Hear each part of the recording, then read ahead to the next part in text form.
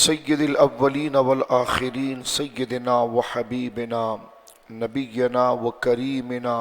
و مولانا محمد صلی اللہ علیہ وسلم عبدہ و رسولہ بالہدی و دین الحق ارسلہ اما بعد فاعوذ باللہ من الشیطان الرجیم بسم اللہ الرحمن الرحیم وَإِذَا سَأَلَكَ عِبَادِي عَنِّي فَإِنِّي قَرِيبٌ آمنت باللہ صدق اللہ العظیم ببرکت ان اللہ ملائکتہ یصلون علی النبی یا ایھا الذین آمنوا صلوا علیہ وسلموا تسلیما اللہم صل علی سیدنا وحبیبنا ومولانا محمد وبارک وسلم صلاة وسلاما علیک یا سیدی یا رسول اللہ كلهم من رسول الله ملتمس غرفا من البحر أو رشفا من الديم منزه عن شريك في محاسنه فجوهر الحسن فيه غير منقسم ثم الرضا عن أبي بكر وعن عمر وعن علي وعن عثمان ذي الكرم مولاي صل وسلم دائما سرمدا على حبيبك خير الخلق كلهم.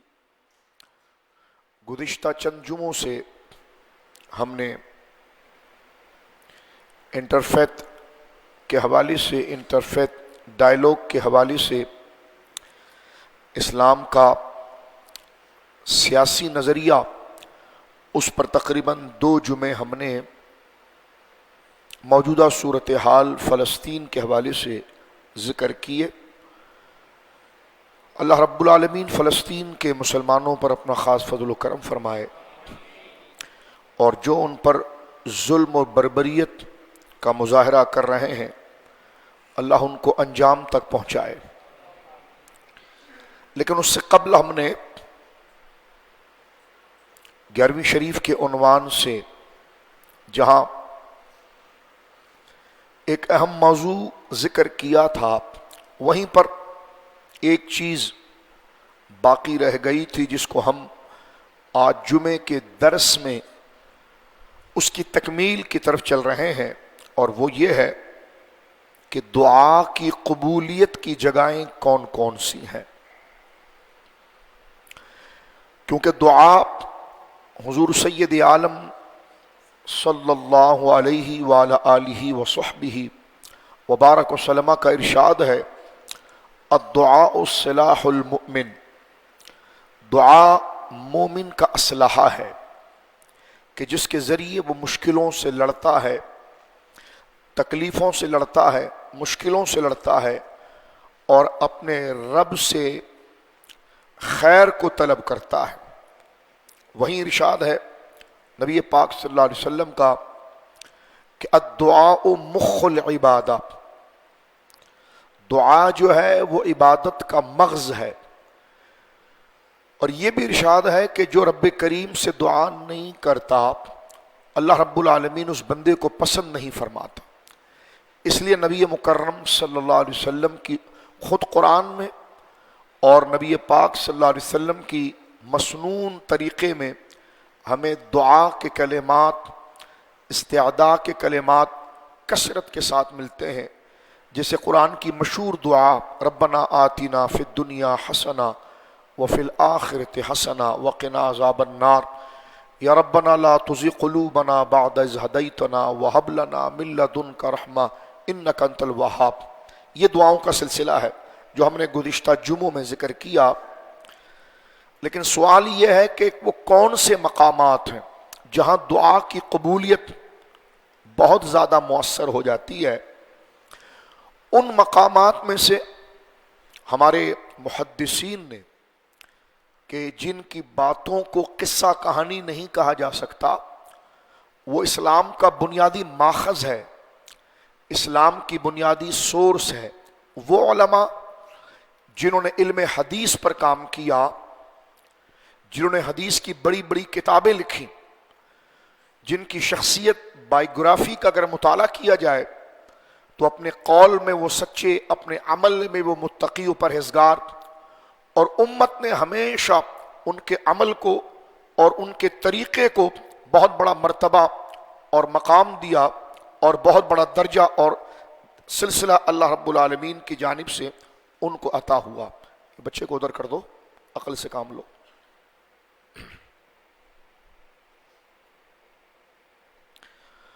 گزارش یہ عرض کر رہا ہوں کہ، اور توجہ کیجئے گا جاگتے ہوئے جو بات کرنا چاہ رہا ہوں، کہ امت کے وہ محدثین علماء جن کی تحقیق، جن کی تدقیق اور جن کے معاملات کو کثرت سے ذکر کیا گیا، بڑی بڑی حدیث کی کتابیں انہوں نے مرتب کی، ان ائمہ نے اپنی مستند کتابوں کے اندر اسماء الرجال کی ان تمام ابحاث کے اندر اس بات کو لکھا ہے اور اس بات کو واضح کیا ہے کہ وہ کون کون سے مقامات ہیں جہاں پر اللہ رب العالمین جل وعلا بندے کے دعاؤں کو مقبول و مستجاب فرماتا ہے، یعنی دعا کی قبولیت کے وہ آثار۔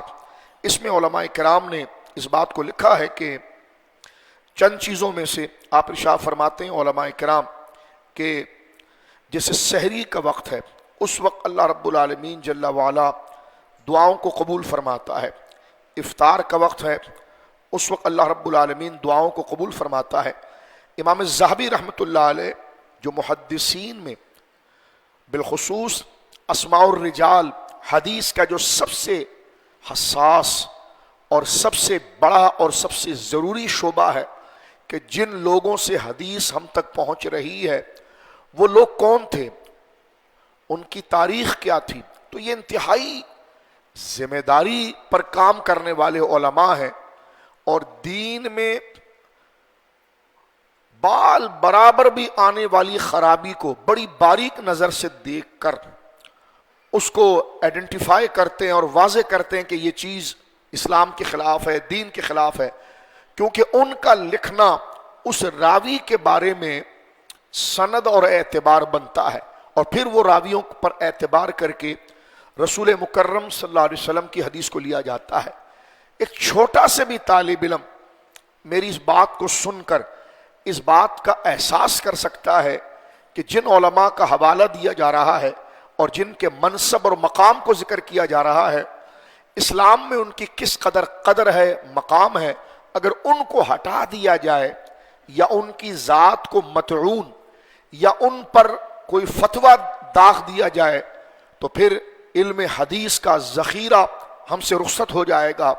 اور پھر علم حدیث پر اعتماد کا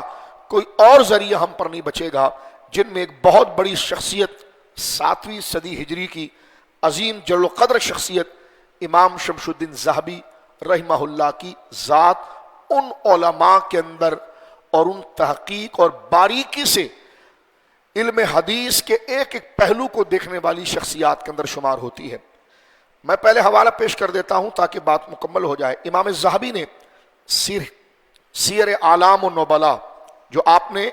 اسلام کی قدور شخصیات جن سے اللہ نے دین کا بڑا کام لیا، محدثین، مفسرین، اولیاء، صحابہ، اہل بیت، ان کے بعد بڑے بڑے علماء، ان کی سب کی بائیوگرافی اور حالات کو آپ نے اپنی بڑی طویل کتاب جو 15 سے زیادہ جلدوں پر مشتمل ہے، ہماری لائبریری بھی موجود ہے جس سے میں حوالہ پیش کر رہا ہوں، آپ نے ان تمام شخصیات کو وہاں جمع کیا اور ان کے حالات زندگی ذکر کیے کہ وہ کون تھے، کہاں پڑھا، کتنا علم حاصل کیا، کتنی حدیثیں انہوں نے روایت کی ہے، اور ان کا مقام کیا ہے، مرتبہ کیا ہے۔ تو یہ آپ کا ایک بہت بڑا کام ہے جو تاریخ کا حصہ نہیں ہے بلکہ تحقیق کا حصہ ہے۔ حضرت امام ذہبی رحمۃ اللہ علیہ اس بات کو لکھتے ہیں، فرماتے ہیں کہ کہاں کہاں دعائیں قبول ہوتی ہے، فرمایا ان الدعاء فی السحر مرجو، اور فرمایا وَدُبُرَ الْمَكْتُوبَاتِ وَالْمَسَاجِدِ بل دعاء المضطر مجاب فی ای مکان اتفق اللہم انی مضطر الی العفو فاعف عنی۔ فرماتے ہیں وہ جگہیں جہاں دعائیں قبول ہوتی ہے ان میں سحری کے وقت کی دعا، فرض نماز کے بعد دعا جو کی جاتی ہے، یا مسجد میں جو دعا کی جاتی ہے، فرمایا یہ وہ مقامات ہیں، بلکہ اتفاقاً پریشان حال جب ان جگہوں پر دعا کرتا ہے اور کہتا ہے کہ اللہ میں پریشان ہوں تیرے عفو اور معافی کی طرف، پس میرے گناہوں کو مٹا دے۔ یہ امام ذہبی نے پورا ایک سلسلہ نقل کیا جن میں چند جگہوں کو احادیث سے لے کر پوائنٹ آؤٹ کیا ہے کہ ان مقامات پر دعاؤں کی مقبولیت ہوتی ہے۔ ان میں ایک جگہ امام ذہبی رحمۃ اللہ علیہ نے لکھی ہے، فرماتے قلت، میں کہتا ہوں، امام ذہبی فرماتے قلت والدعاء مستجاب عند قبور الانبیاء والاولیاء، فرما دعا کی قبولیت کی جگہوں میں جہاں فرض نمازوں کے بعد ہے دعا جہاں قبول ہوتی ہے، وہ جگہ جہاں مسجد ہے، جہاں سحری کا وقت ہے، جہاں افطار کا وقت ہے اور دیگر وقت ہے، وہیں فرماتے قلت، میں کہتا ہوں والدعاء مستجاب عند قبور الانبیاء والاولیاء، فرمایا ہر وہ جگہ دعا کی قبولیت کے ساتھ ساتھ انبیاء اور اولیاء کے مزارات کے قریب بھی دعاؤں کی قبولیت کی جگہ ہے۔ آج لوگوں نے یہ تسلسل سے امت کا آیا ہوا موضوع اس کو اپنی ایک چڑ بنا لی ہے۔ مسلمان اگر کسی مزار کی پاس کھڑے ہو کر اگر دعا کرے تو اس کو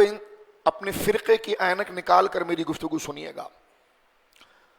اور خدا را امت کا جو ایک مسلسل سلسلہ ہے اس کو تان گالی فتوے کی نظر مت کیجیے گا آپ، اور غور کیجیے اس بات کے اوپر۔ قبوری مسلمانوں کو کہنا کہ یہ قبر پرست ہیں معاذ اللہ، یا یہ قبر کی پوجا کرتے ہیں، یہ کتنا گنہونا الزام ہے۔ اس کا جواب وہ شخص جو مسلمانوں پر فتویٰ لگا رہا ہے دے سکتا ہے۔ مسلمان قبروں کی عبادت نہیں کرتے، مسلمان اللہ کی عبادت کرتے ہیں، اور اللہ کے محبوب بندے اور امت کے وہ علماء جن پر اعتماد کیے بغیر دین تک رسائی حاصل نہیں ہو سکتی، جنہوں نے بڑی بڑی حدیث کی کتابیں لکھی ہیں، صحابہ کا خود عمل ہے جس میں واضح طور پر تواتر سے ہمیں ملتا ہے کہ مزارات جہاں اولیاء یا انبیاء کی قبور ہیں، قبریں ہیں، جہاں ان کے مزارات ہیں، وہ جگہیں بھی دعا کی قبولیت اور اللہ سے اپنی مشکل کے حل اور مصیبت سے چھٹکارے کے لیے جو دعائیں ہیں ان میں سے قبولیت اور اللہ کی رحمت کو دعوت دینے کی جگہ، قبولیت کی جگہ وہ انبیاء کے مزارات ہیں، وہ اولیاء کے مزارات ہیں۔ میں ایک بندے کی گفتگو سن رہا تھا، کیونکہ سوشل میڈیا پر ان لوگوں کو بڑی پذیرائی ہے جو بے حیائی کی بات، اوٹ پٹانگ بات کریں۔ اگر سب ایک ہی بات کریں تو کیسے چلے گا؟ کسی نے سوال کیا کہ مزارات اولیاء پر جانا کیسا ہے؟ انہوں نے کہا جی مزارات اولیاء پر جانا صرف جو ہے، قبروں پر جانا جو ہے وہ موت، تذکیر الموت، موت کو یاد کرنے کے لیے ہے، باقی مزاروں پر جانا شرک ہے۔ تو شرم آنی چاہیے، کوئی پوچھنے والا نہیں ان جاہلوں سے کہ اتنا بڑا تم دعویٰ کر کے اس پوری امت کو اسلام سے خارج کر رہے ہو، اور تمہارے لوٹا بسترا ہی سب اسلام میں چلا گیا اور باقی سب باہر ہو گئے۔ شرم آنی چاہیے۔ میں کوئی طنز نہیں کرنا چاہتا، لیکن بات کرنا چاہتا ہوں، کچھ دن پہلے آپ نے قبروں کے پاس پھول اور دعاؤں کی پوری ایک تحریک دیکھی ہے، تو شرم کرنی چاہیے۔ اللہ رب العالمین پھر ان لوگوں کو شرمندہ بھی کرتا ہے کہ سوشل میڈیا پر چھوٹا چھوٹا کلپ بنا کر چلا دینا، اور انبیاء اولیاء جن کا تعلق اللہ کے محبوبوں سے ہے ان کی قدر گرانے کے لیے یہ بات کرنا کہ وہاں جانا شرک ہے۔ تو ایک جملہ یہاں سن لیجئے جلدی سے کہ قبروں پر حاضری کا ایک مقصد تو موت کو یاد کرنا ہے، لیکن وہ عام مسلمانوں کی قبر ہے۔ خاص انبیاء صالحین یقیناً ان کی قبر پر بھی حاضری موت کی یاد دہانی کے لیے ہے، لیکن صرف وہ موت کی یاد دہانی کا مقام نہیں، بلکہ وہ دعاؤں کی قبولیت کے لیے بھی برکت کی جگہ ہے۔ آئیے اس تمہید کے بعد اگر آپ جاگ رہے ہوں تو میں بات عرض کرتا ہوں۔ مصنف ابن ابی شیبہ امام بخاری رحمۃ اللہ علیہ کے استاذ ہیں، اور انہوں نے حدیث شریف کی پوری ایک کتاب جو بڑی ضخیم ہے المصنف نقل کی ہے، اور جو یہ حدیث میں آپ کے سامنے پڑھ رہا ہوں یہ علامہ ابن حجر اسقلانی نے فتح الباری میں بھی نقل کیا ہے، اس کو علامہ ابن کثیر نے البدایہ والنہایہ میں بھی نقل کیا ہے، کئی تاریخ اور حدیث کی شرحوں میں، لیکن بالخصوص امام ابن ابی شیبہ نے اپنی کتاب المصنف میں، جہاں باب ما ذکر فی فضل عمر بن الخطاب رضی اللہ تعالی عنہ، جہاں انہوں نے حضرت عمر رضی اللہ تعالی عنہ کے مقام اور فضیلت کو بیان کیا ہے، امام ابن ابی شیبہ نے، جو امام بخاری کے استاذوں میں سے ہیں اور امام بخاری ان کے شاگرد ہیں، ان کی حدیث کی کتاب ہے، یہ حدیث کی کتاب میں پڑھ رہا ہوں المصنف، اس میں یہ حدیث لا رہے ہیں کہ حضرت عمر کا جہاں ترجمہ ہے، ان کا حال ہے، اس مسئلے کی سب سے آخری حدیث لائے ہیں کہ حضرت عمر کے دور کے اندر قحط پڑ گیا تھا، بارشیں نہیں ہو رہی تھی اور آسمان بالکل لال تھا، دھوپ ہی دھوپ، گرمی ہی گرمی، بارش کا نام و نشان نہیں تھا۔ تو حضرت فاروق اعظم رضی اللہ تعالی عنہ کے بیت المال کے جو چیف تھے، حضرت بلال بن حارث جلیل القدر صحابی تھے، ان کا ایک عمل حدیث پاک کے اندر آتا ہے اور یہ صحیح حدیث ہے۔ اس کو جناب امام ابن شیبہ نے جو نقل کیا ہے، اور اس کے بارے میں علامہ ابن حجر لکھتے ہیں وَإِسْنَادُهُ صَحِيحٌ۔ اب پڑھا لکھا آدمی ہے تو وہ سمجھ رہا ہوگا کہ میں علامہ ابن حجر کا نام لے رہا ہوں، تو علامہ ابن حجر اسقلانی لکھتے ہیں فتح الباری بخاری کی شرح میں وَرَوَاهُ ابن ابی شیبہ بِأَسْنَادِ صحیح، یہ جو حدیث ہے ابن ابی شیبہ اپنی مصنف میں لائے ہیں اور یہ حدیث بالکل صحیح ہے، اور البدایہ والنہایہ میں حافظ ابن کثیر لکھتے ہیں وقال حافظ ابو بکر البیہقی وہذا اسناد صحیح، یہ حدیث جو ہے یہ بالکل صحیح ہے۔ حدیث کے کلمات کیا ہے؟ جب قحط پڑ گیا، بارش نہیں ہو رہی تھی، تو حضرت مالک بن دار جو حضرت فاروق اعظم کے خازن ہیں اور وزیر خوراک ہیں، یہ جو تھے، میں نے بلال کا نام لیا لیکن اصل میں یہ حضرت مالک دار جو حضرت عمر کے گویا کہ نظام مالیات کے وزیر خوراک تھے، ان سے روایت ہے، وہ فرماتے ہیں اصاب الناس قحط فی زمان عمر بن الخطاب، حضرت عمر کے دور میں سخت قسم کا قحط پڑ گیا، فجاء رجل الى قبر النبی صلی اللہ علیہ وسلم، جملہ سنیے، دور صحابہ ہیں، حضرت عمر کی خلافت ہے اور قحط پڑ گیا، تو کہتے فجاء رجل الى قبر النبی صلی اللہ علیہ وسلم، ایک بندہ حضور کی مزار شریف پر آیا، فقال، اور کہا اس نے، یا رسول اللہ صلی اللہ تعالی علیہ وسلم استسق اللہ لامتک فانہم قد ہلکوا، اور وہ حضور کی مزار شریف پر کھڑے ہو کر کہنے لگا، یا رسول اللہ، اللہ سے اپنی امت کے لیے بارش مانگیے، آپ کی امت ہلاک ہو رہی ہے، امت مر رہی ہے۔ یہ دور صحابہ ہے اور یہ عمل جو کر رہا ہے یہ صحابی ہے۔ یہ ڈینگے مارنا بہت آسان ہے شلوار گھٹنے تک کھینچ کر کہ یہ تو شرک ہے جناب، لیکن میدان عمل میں اس کو ثابت کرنا یہ بس کا کام نہیں، کیونکہ صحابہ کے نام پر جماعت بنانا اور ہے، صحابہ کے عمل کو لینا اور ہے۔ کتنی شرم کی بات ہے، کہتے جی مشرک ہو گئے۔ میں نے کہا شلوار تھوڑی نیچے رکھ دیجئے، گھٹنا بھی نظر آ رہا ہے، اتنی اوپر نہ کھینچے اتنی بزرگی میں، اور اپنے آپ کو اتنا پرہیزگار نہ سمجھے۔ دیکھیں یہ دور صحابہ ہے، غور کیجئے آپ، کیونکہ یہ وائرل ہوتی ہے چیزیں میں عرض کر رہا ہوں۔ کہتے ہیں اصاب الناس قحط فی زمن عمر بن الخطاب فجاء رجل الى قبر النبی صلی اللہ علیہ وسلم، جب حضرت عمر کے دور میں قحط پڑ گیا تو ایک بندہ جو صحابی ہے، آگے ان کا نام عرض کروں گا، وہ حضور سید عالم کی قبر النبی، مسجد النبی نہیں، قبر النبی، وہ حضور کی قبر پر آیا، فقال یا رسول اللہ، اور حضور سے بات کر رہا ہے کہ یا رسول اللہ استسق اللہ، اللہ سے بارش مانگیے، لامتک، اپنی امت کے لیے، فانہم قد ہلکوا، ورنہ ساری امت پیاس سے مر جائے گی۔ فاتاہ رسول اللہ صلی اللہ علیہ وسلم فی المنام، جو بندہ دعا کر کے گھر گیا، حضور اس کے خواب میں آئے۔ یہ صحیح حدیث آپ کے سامنے پڑھ رہا ہوں، یہ قصے کہانی نہیں ہے۔ اور حضور نے کہا، فقال، اس کو خواب میں کہا، ائتی عمر کے پاس جا، فاقرئہ السلام، اور اس کو میرا سلام بول، وَأَخْبِرْهُ اور عمر کو اس بات کی اطلاع دے، أَنَّكُمْ مُسْقَوْنَ گھبرانا نہیں، تم سب پانی سے سیراب کر دیے جاؤ گے، وَقُلْ لَهُ اور حضور نے کہا میرا سلام کہے اور اس کو کہے کہ بارش ہو جائے گی، اور یہ بھی کہے وَقُلْ لَهُ اور یہ بھی کہے عَلَيْكَ الْكَيْسَ الْكَيْسَ الْكَيْسَ عمر کو کہے کہ الکیسا اور متانت سے حکومت چلاؤ، اور فراست سے حکومت چلاؤ، اور تحمل سے حکومت چلاؤ، الکیسا الکیسا فَأَتَى الرَّجُلُ عُمَرَ وہ بندہ آیا صبح کے وقت حضرت عمر سے، حضرت عمر مسجد نبوی کے اندر صحابہ کے اجلاس کر رہے تھے اور اس پریشانی سے نکلنے کے لیے غور کر رہے تھے، تو اس نے فَأَخْبَرَهُ اس نے آ کر خبر دی کہ میں حضور کی قبر شریف پر گیا تھا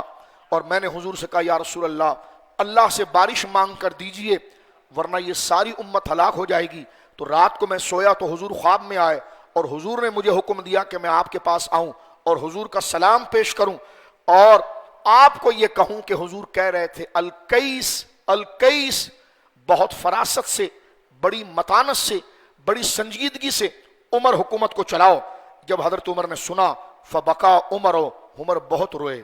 فاروق اعظم اس بات کو سن کر بہت روئے، قال اور ارشاد فرمایا یا رب ما آلو الا ما عجزت عنہ، بہت روئے اور کہنے لگے یا اللہ میں ہرگز سستی سے کام نہیں لیتا مگر جب میں عاجز ہو جاؤں۔ اب یہ حدیث المصنف میں موجود ہے، میں نے بتا دیا، علامہ ابن حجر نے فرمایا باسناد صحیح، حضرت امام حافظ ابن کثیر نے کہا ھذا حدیث صحیح، اور یہ جو بندہ وہاں پر گیا تھا نا جس کے خواب میں رسول اللہ آئے تھے، تو علامہ ابن حجر نے فتح الباری میں لکھا وہ رسول اللہ کے صحابی حضرت بلال بن حارث المزنی تھے، یعنی کوئی گمنام آدمی نہیں تھا، لیکن آپ دیکھیں دور صحابہ میں بھی یہ طریقہ رہا ہے کہ رسول اللہ کی مزار کے پاس جا کر دعا کی جائے اور باقاعدہ یہ کہا جائے کہ یا رسول اللہ ہمیں اللہ سے یہ دلوا دیجئے۔ یہ شرک نہیں ہوتا، یہ صحیح حدیث پڑھ رہا ہوں میں آپ کے سامنے، پوری دنیا سن رہی ہے، اور یہ میں نے حوالہ آپ کے سامنے المصنف کا دیا ہے، یہ حدیث اپنی طریقے سے بالکل درست اور صحیح ثابت ہے، اس کا انکار نہیں کیا جا سکتا۔ تو یہ ایک حوالہ میں نے آپ کی خدمت میں عرض کیا۔ اب ایک حوالہ مزید عرض کرتا ہوں جو تھوڑا سے وقت ہمارے پاس رہ گیا ہے، تاکہ ہمیں اب وہ محدثین توجہ کہ جنہوں نے حدیث کی بڑی بڑی کتابیں لکھی اور دین کی بڑی خدمتیں کی ہیں، جن میں ایک بہت بڑا نام امام ابو بکر بن خزیمہ کا ہے، ان کی حدیث شریف میں لکھی ہوئی کتاب صحیح ابن خزیمہ ہے، اور ان کو امام الحدیث کہا جاتا ہے۔ ان کے بارے میں علامہ ابن حجر اسقلانی رحمۃ اللہ علیہ نے تہذیب التہذیب کے اندر یہ بات لکھی ہے، انہی کے ترجمے کے اندر حضرت علامہ ابن حجر اسقلانی رحمۃ اللہ علیہ لکھ رہے ہیں امام ابو بکر بن خزیمہ، جو عام کوئی صوفی نہیں ہے، یہ محدثین کے امام ہے۔ ابھی آپ گوگل سرچ کیجئے، ان کا نام لکھیے تو ان کی لکھی ہوئی صحیح کتاب جو امام بخاری کے طرز پر انہوں نے مرتب کی ہے وہ ابن خزیمہ، صحیح ابن خزیمہ، اور ان کا لقب حدیث کے مکتبہ فکر کے اندر امام الحدیث آتا ہے، اور ان کا وصال 3ری-4 صدی ہجری کا ہے۔ ان کے بارے میں علامہ ابن حجر اسقلانی نے اپنی کتاب التہذیب التہذیب، جس میں وہ راویوں کی بائیوگرافی نقل کرتے ہیں اور حالات لکھتے ہیں، اس میں لکھتے ہیں کہ حضرت امام ابو بکر بن خزیمہ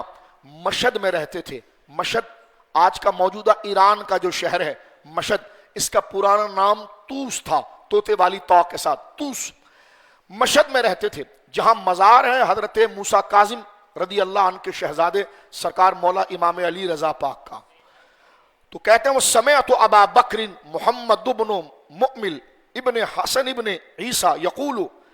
اب یہ سند لا کر کہتے ہیں خرجنا مع امام اہل الحدیث، یہ محدثین کہتے ہیں ہم حدیثوں اہل الحدیث یعنی حدیث کے جو استاذ ہیں ان کے امام ابی بکر بن خزیمہ و عدیلہ، ابو بکر بن خزیمہ اور ان کے دوست ابو علی سقفی ما جماعت من مشایخنا، ہم حضرت ابو بکر بن خزیمہ جو حدیث کے طبقے کے امام ہیں، ان کے دوستوں کے ساتھ، ان کے مریدوں کے ساتھ اور ان کے ساتھیوں کے ساتھ، جن میں بہت بڑے محدث حضرت امام ابو علی سقفی ہیں، کہتے ہیں وہم اذا کا متفاورون الى زیارت قبری علی بن موسیٰ رضا بالطوس، ہم ان کی قبر جو طوس مشہد میں ہے ان محدثین کے ساتھ گئے. کس لیے گئے؟ زیارت کے لیے گئے. فقال، اور یہ راوی کہتے ہیں جو محدث ہیں، فرأیت من تعظیمہ، یعنی ابن خزیمہ، میں نے دیکھا کہ امام ابو بکر بن خزیمہ آپ کی مزار اور آپ کے مزار کے جوار میں جو زمین ہے اس کا بہت ادب کر رہے تھے. تلک البقعۃ، اس زمین کا، وتواضعہ لہا وتضرعہ عندہا ما تحیرنا، محدثین کہتے ہیں اتنے ادب سے حضرت امام ابو بکر بن خزیمہ حضرت امام علی رضا کی مزار شریف اور ان کے مزار کے قریب کی زمین کا اتنا تواضع کر رہے تھے، وہاں اتنی عاجزی کر رہے تھے، اتنا ادب کر رہے تھے کہ جو علماء بڑے بڑے وہ حیران تھے کہ یہ کتنی محبت اور تعظیم سے پیش آ رہے ہیں. یہ ہے مذہب محدثین کا. شلوار گھٹنے تک لے جانا آسان ہے لیکن پورے طریقے سے چلنا ذرا مشکل ہے. معذرت کے ساتھ میرے جملے سخت مت لیجئے گا، بہت خطرناک انداز میں مس گائیڈ کیا جاتا ہے. اب میں آگے حوالہ پڑھ رہا ہوں. امام ابن حبان جن کی اسماء الرجال کی کتاب ہے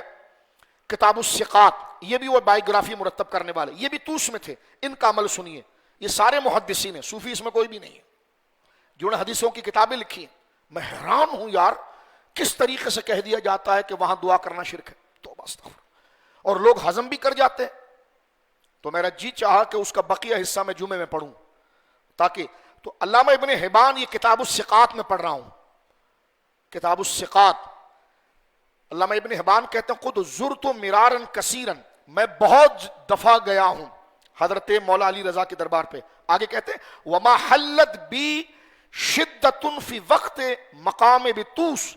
کہتے ہیں جب میں طوس یعنی مشہد میں رہتا تھا اور مجھے جب کوئی بھی سختی پریشانی مشکل آتی تھی، فزرت قبر علی بن موسیٰ رضا صلوات اللہ علی جدہ وعلیہ. حضرت امام ابن حبان کہتے ہیں کہ جب بھی مجھے کوئی مشکل پیش آتی تو میں مولا علی رضا کی مزار پر جاتا تھا.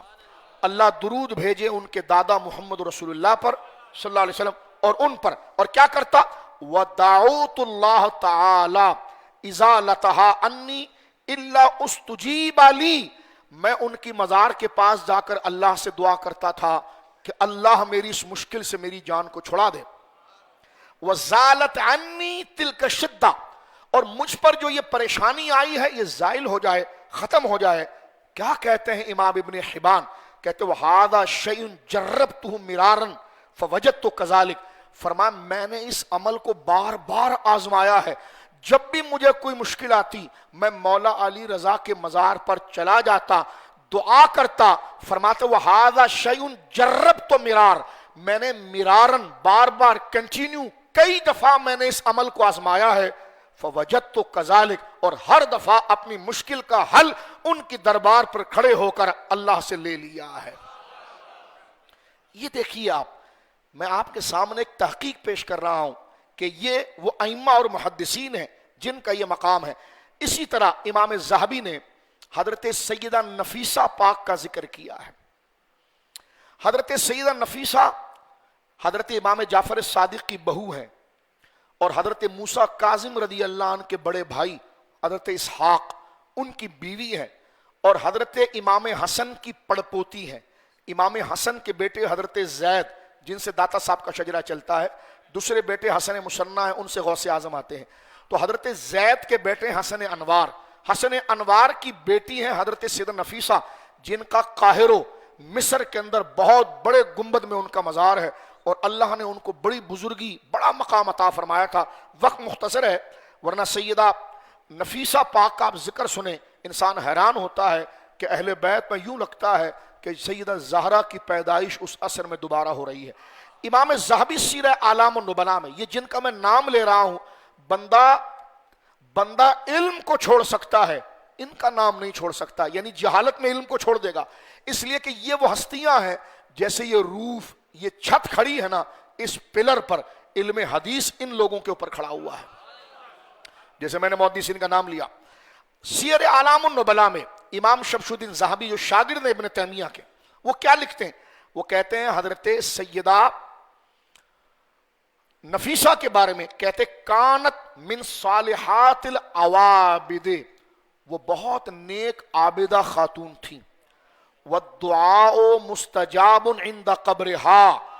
اور ان کی قبر کے پاس دعائیں قبول ہوتی ہیں۔ آگے کیا کہتے ہیں؟ صرف ان کی قبر کے پاس نہیں، کنٹینیو عبارت ہے، والدعاء مستجاب عند قبرها بل وعند قبور الانبیاء والصالحین، انہی کی نہیں بلکہ ہر نبی اور ولی کی قبر کے پاس دعا قبول ہوتی ہے۔ یہ بات کو نقل کر رہے ہیں حضرت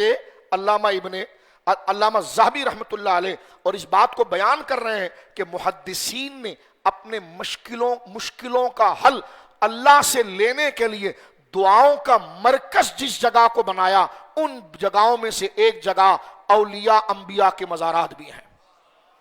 اس کو شرک نہیں کہا جا سکتا، اور اس پر ذرا توجہ کیجیے آپ۔ اب میں یہاں پر ایک حوالہ مزید آپ کی خدمت میں عرض کرنا چاہتا ہوں، اور ایک خاص نوعیت کے ساتھ اس پر ذرا غور فرمائیے آپ۔ یہ حوالہ امام ابو علی نیشاپوری سے ہے، اور امام ابو علی نیشاپوری رحمہ اللہ یہ امام حاکم وغیرہ کے استاذوں میں سے ہے، اور ان کے بارے میں کتابوں کے اندر یہ لکھا ہے کہ امام حاکم محدث اسلام ہے، اور اپنے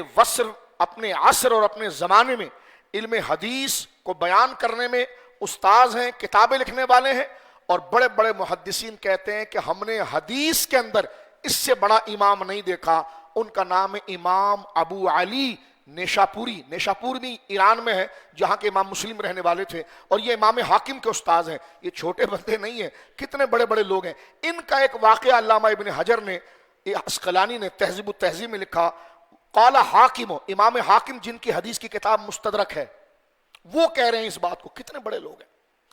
امام حاکم کہتے ہیں سمعت ابا علی نیشاپوری، میں نے اپنے استاذ محدثوں کے امام ابو علی نیشاپوری سے یہ سنا۔ امام حاکم سمعت، امام حاکم کون؟ جن کی حدیث کی کتاب مستدرک ہے علی الصحیح۔ تو وہ کہتے ہیں میرے استاد جو ہیں وہ ابو علی نیشاپوری، وہ کہتے ہیں کنت فی غم شدید، ایک دفعہ مجھے بڑا شدید صدمہ کسی بات پر لگ گیا تھا، اور پریشانی حل نہیں ہوتی تھی، اور میں بڑا پریشان تھا۔ حدیث کے استاد تھے، پڑھاتے تھے، کہتے فرأیت النبی صلی اللہ علیہ وسلم فی المنام، میں نے نبی علیہ السلام کو خواب میں دیکھا۔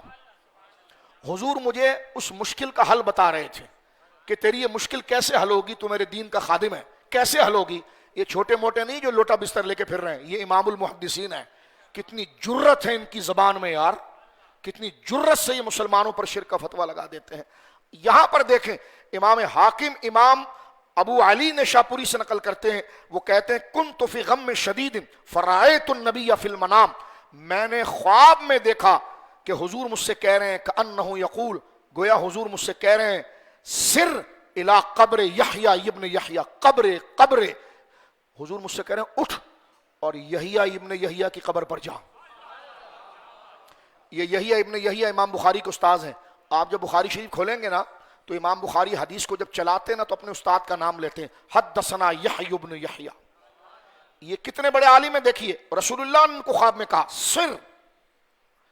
میں کہتا ہوں کسی پر شرک کا فتویٰ لگانا آسان ہے، ان محدثین پر کسی کی جرت ہے؟ تو کہتے ہیں امام ابو علی نیشاپوری جو امام حاکم کے استاد ہیں، وہ کہتے ہیں جب مجھے غم اور تکلیف لگ گئی تو سرکار میرے خواب میں آئے اور حضور نے کہا سر الی قبر یحییٰ ابن یحییٰ، اٹھ جا یحییٰ ابن یحییٰ کی قبر پر جا، واستغفر اور وہاں اللہ سے معافی مانگ، وسل اور اللہ سے سوال کر، اللہ تیری حاجت پوری کرے گا۔ یہ تو خواب کی بات تھی جناب، لوگ کہتے ہیں جی خواب کی ہے، لیکن یہ حدیثوں کے امام یہ کہتے ہیں فاصبحت، جب میں صبح اٹھا، ففعلت ذالک، میں اسی طرح میں نے کیا، کہتے میں اسی طرح امام یحییٰ ابن یحییٰ کی قبر پر گیا، فقضیت حاجتی، دعا کر کے لوٹا نہیں، مجھے خبر آئی اور میری مشکل دور ہو گئی۔ یہ تہذیب التہذیب ہے، اس میں امام حاکم رضی اللہ تعالیٰ اس واقعے کو گویا کہ نقل فرماتے ہیں، اور یہ جو ہستی ہے امام ابو علی یحییٰ ابن یحییٰ، ان کے بارے میں حدیث کی کتابوں کے اندر واضح طور پر یہ مسئلہ لکھا ہوا ہے، اور امام ذہبی اور دیگر ائمہ نے اس چیز کو نقل کیا ہے کہ رسول مکرم صلی اللہ علیہ وسلم ایک محدث کے خواب میں آئے اور اس کو کہا، اور حضور گئے، یہ بھی تہذیب میں موجود ہے، گئے اور صحابہ کی صفیں لگی، وہ محدث کہتے ہیں میں پیچھے کھڑا تھا، اور حضور نے یحییٰ ابن یحییٰ کی قبر شریف کی طرف اشارہ کر کے فرمایا یہ قبر اس بستی کے لیے نور ہے۔ تو یہ اللہ والوں کی شان ہے، ان کے نزدیک مرنے کے بعد شمشان گھاٹ میں چلے جاتے ہیں، ہمارے نزدیک شمشان گھاٹ میں نہیں جاتے، ان کا عمل بھی موجود ہوتا ہے، ان کی تکریم بھی موجود ہوتی ہے، ان کا اکرام بھی موجود ہوتا ہے۔ لہٰذا یہ اللہ رب العالمین نے ان اولیاء کو مقام و شان و جلالت عطا فرمائی ہے۔ کیونکہ وقت ہمارا یہاں پر مکمل ہوا، میں نے 2 حوالے پڑھے ہیں، اس وقت ہم 70 کے قریب محدث پڑھ سکتے ہیں بلا مبالغہ، میں اس پر کئی جمعے پڑھا سکتا ہوں، اور انشاءاللہ وقت رہا، آپ کا ذوق رہا تو آگے پڑھاؤں گا۔ 70 محدثین کے حوالے ہیں کہ جن کو حضور نے بشارت دی ہے کسی بزرگ کی مزار کی، اور یا وہ خود کسی مزار شریف پر حاضر ہوئے ہیں، اور وہ عظیم بزرگ ہیں کہ جن سے کسی بھی صورت کے اندر جناب جو ہے وہ انکار، ان کی ثقات، ظاہر سی بات ہے جس کی بات کو ہم لے رہے ہیں اس بندے کا سچا ہونا ضروری ہے، اس بندے کا درست ہونا ضروری ہے۔ ایک آخری حوالہ امام ذہبی کا پیش کر دیتا ہوں جو حضرت معروف قرخی کے بارے میں لکھا ہے۔ حضرت سیدنا معروف قرخی رحمۃ اللہ علیہ جو غوث پاک کے پیروں میں سے ہیں اور بہت بڑے بغداد کے بزرگ ہیں، عالم ہیں، ان کے بارے میں امام ذہبی رحمۃ اللہ علیہ نے سیر اعلام النبلاء میں جو 7ویں صدی کے میں نے بار بار ان کا امام ذہبی کا کے فضائل بتائے ہیں، وہ کہتے ہیں کہ ان ابراہیم حربی قال قبر معروف تریاق مجرب، ابراہیم بن حربی کہتے ہیں کہ معروف قرخی کی قبر تریاق مجرب ہے، تریاق مجرب سے مراد رنج اور غم میں آزمودہ ہے۔ اور تقریر اس پر ختم کرتے ہیں، اس وقت میرے سامنے علامہ ابن تیمیہ کا فتاویٰ ہے، ٹھیک ہے جی، علامہ ابن تیمیہ کا فتاویٰ، ان کے ہم درجنوں حوالے پڑھ سکتے ہیں، پتہ نہیں لال رومال سر پر رکھ کر کیا پڑھا جاتا ہے۔ یہ دیکھیں کیا لکھ رہے ہیں، یہ کہتے ہیں فالاولیاء المتقون ہم المقتدون بمحمد علیہ السلام، پس اولیاء ہی متقی ہیں جو رسول کریم کی اقتداء کرتے ہیں، فیفعلون ما امر بہ، وہی کام کرتے ہیں جن کا ان کو حکم دیا گیا، وینتہون عما عنہ زجرا، اور اس بات سے بچتے ہیں جس چیز سے منع کیا گیا، ویقتدون بہ فیما بین لہم او یتبعوا فیہم، جو کہتے ہیں کہ جناب یہ جس کام کا ان کو حکم دیا گیا اس کی وہ اتباع کرتے ہیں، اور جس چیز سے روکا گیا اس سے رک جاتے ہیں، اور جس چیز کی اتباع کے بارے میں اللہ کے نبی نے وضاحت کر دی ہے یہ اس کی پیروی کرتے ہیں تو کیا ہو جاتا ہے، فرماتے فَيُؤَيِّدُهُمْ بِمَلَائِكَةٍ، اللہ ان کی مدد فرشتوں کے ذریعے فرماتا ہے، وَالرُّوحٍ مِّن، یعنی فرشتے، وَيَقْذِفُ اللَّهُ فِي قُلُوبِهِمْ مِنْ أَنْوَارِهِ، یہ ابن تیمیہ صاحب لکھ رہے ہیں، وَلَهُمُ الْكَرَامَاتُ الَّتِي يُكْرِمُ اللَّهُ بِهَا أَوْلِيَاءُ الْمُتَّقُونَ، اللہ ان کے سینے پر اپنے انوار کے جام اڈھیلتا ہے۔ یہ علامہ ابن تیمیہ لکھ رہے ہیں، کہتے ہیں کہ وَيَقْذِفُ اللَّهُ فِي قُلُوبِهِمْ مِنْ أَنْوَارِهِ، اللہ اڈھیلتا ہے ان متقی اولیاء کے سینوں پر اپنے انوار، اور اس انوار سے ہوتا کیا ہے، اس لائٹ سے ہوتا کیا ہے، اس فیض سے ہوتا کیا ہے، وَلَهُمْ کرامات، ان کی کرامات ظاہر ہوتی ہے، الَّتِي يُكْرِمُ اللَّهُ بِهَا اولیاء المتقین، جس کے ذریعے اللہ لوگوں کی نظروں میں اپنے ولیوں کی عزت کو جماتا ہے۔ تو یہ میں نے صرف چیدہ چیدہ بات کی آپ کے سامنے، اور یہ دیدہ دلیری کے ساتھ جو حضرات انبیاء اور اولیاء کے تقدس و مزارات کے حوالے سے کمزور بات کرنی چاہیے، میرا ان کو برادرانہ مشورہ ہے ایسی باتیں نہ کریں، اور یہ بات کر کے امت کو مس گائیڈ نہ کریں۔ اگر آپ کو علم نہیں ہے تو آپ پڑھیے، فرقے کی اتباع کے اندر مزارات کے خلاف بات کرنا یا اولیاء کے قرب کے خلاف، ہاں اگر وہاں کوئی خرافات ہو رہا ہے، گندگی ہو رہی ہے، وہ قابل مذمت ہے، لیکن اس سے ان کے مزارات کا تقدس، ان کا قرب، اس کی رحمت، اس کے برکات میں فرق نہیں آتی۔ اللہ رب العالمین جل وعلا ہمیں ان تمام چیزوں کی اتباع کی توفیق عطا فرمائے۔ میں نے چاہا کہ جمعے کے دن ایک بیداری کا وقت ہوتا ہے تو اس میں چند باتیں عرض کر دوں۔ اب بھی میں آپ سے کہہ رہا ہوں کہ 70 کے قریب محدثین کے حوالے جو ہماری نظروں سے گزرے ہیں اس پر پوری ایک کتاب مرتب ہو سکتی ہے کہ جس میں یہ واضح طور پر موجود ہے کہ امت کے بڑے بڑے، میرے جیسے آپ جیسے عام آدمی نہیں، بڑے بڑے علماء اور محدثین جب ان کو کوئی پریشانی پیش آتی تھی تو وقت کے بڑے بڑے محدثین اور علماء کی قبروں پر وہ جاتے اور وہاں کھڑے ہو کر اللہ سے دعا کرتے۔ تو جہاں دعا کی قبولیت کے جو جگہیں خاص ہیں جس کو ہم ڈھونڈتے ہیں، لیلۃ القدر ہے، فرض نماز کے بعد ہے، مسجد ہے، اسی طرح دعاؤں کی قبولیت اور اللہ سے اپنی مشکل کا حل لینے کی جگہوں میں سے ایک جگہ انبیاء کے مزارات بھی ہیں اور اولیاء کے مزارات بھی ہیں۔ اللہ دین کے رشتے سے اللہ کے محبوبوں کی قدر کرنے کی توفیق عطا فرمائے، اور اللہ رب العالمین ہمارے دلوں کو اپنے محبوبوں کے ذکر سے تنگ ہونے سے محفوظ فرمائے۔ فلسطین پر اللہ اپنا خاص فضل و کرم فرمائے۔ وآخر دعوانا الحمدللہ۔